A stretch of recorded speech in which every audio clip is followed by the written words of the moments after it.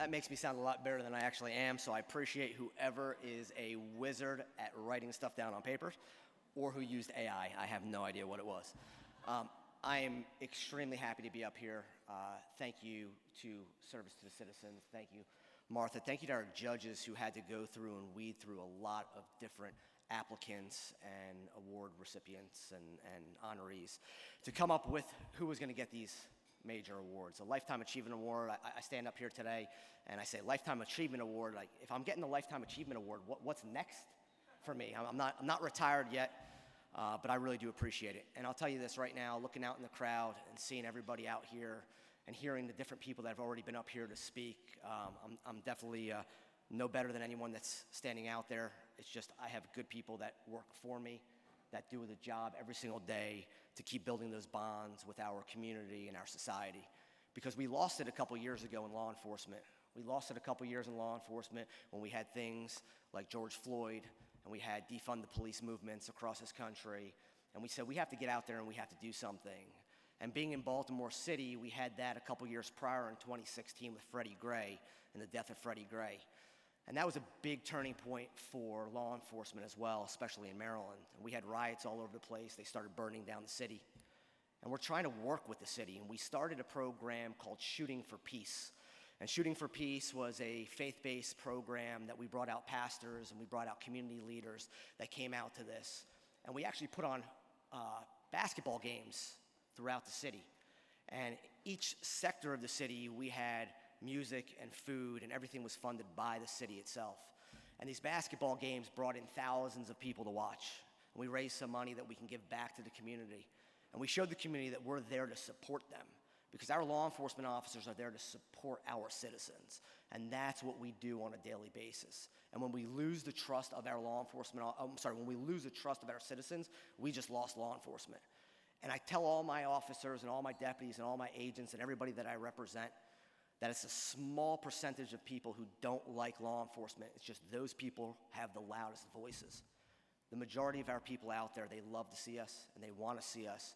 And we're showing that right now, and we're standing up for everything that we're doing. I don't know what else to do in law enforcement to build that bond, but I want to touch on one thing that I've done, and I helped create a program with the Cal Ripken Senior Foundation, which was one of the greatest programs that I've ever seen in my life. And we bring out underprivileged youth or at-risk youth. I get yelled at depending on how I say that word. We bring in about 500 at-risk youth a year over to Aberdeen, Maryland. And I bring in about 110 law enforcement officers from all over the different states that surround Maryland. So Virginia, D.C., New Jersey, Delaware. We bring these kids in. It's the first time that these kids have left their areas. It's the first time that these kids have had an opportunity to play with people that weren't inside of their inner circle. It's the first time that white kids are playing with black kids. It's the first time that people have left their city, got on a plane. And what we do is we fly them in, and Southwest helps us out with that. We fly them all in, and we have big coach buses. And then we run them in, lights and sirens, with Cecil County sheriffs, met by Harford County sheriffs, until they get to a big camp, and they feel like they're superstars. And this isn't about law enforcement. This isn't about baseball. It's about building a team and building one another up. And we bring these kids out, and they start running around on the field, and we do some warm-ups with them. They start learning the fundamentals of baseball, catching, throwing, and playing with new people. At lunchtime, we bring in helicopters, we bring in canines, we bring in horses, we bring in ambulances, we bring in all sorts of different avenues that we're doing with law enforcement.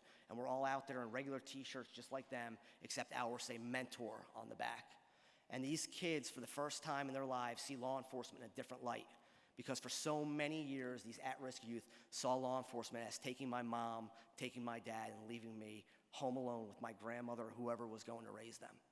And these kids are now applying to be law enforcement officers. And that, to me, is one of the greatest achievements that I've ever seen.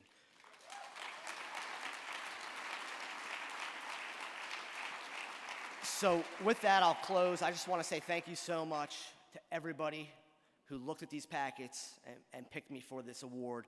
It is an amazing honor for me. I'm going to take this award, I'm going to display it proudly, and I'm going to definitely keep passing the word along of what we need to do, not just as law enforcement, but citizens working together and keeping everybody safe and making sure everybody can go home safe at night. So thank you very much. I really appreciate it.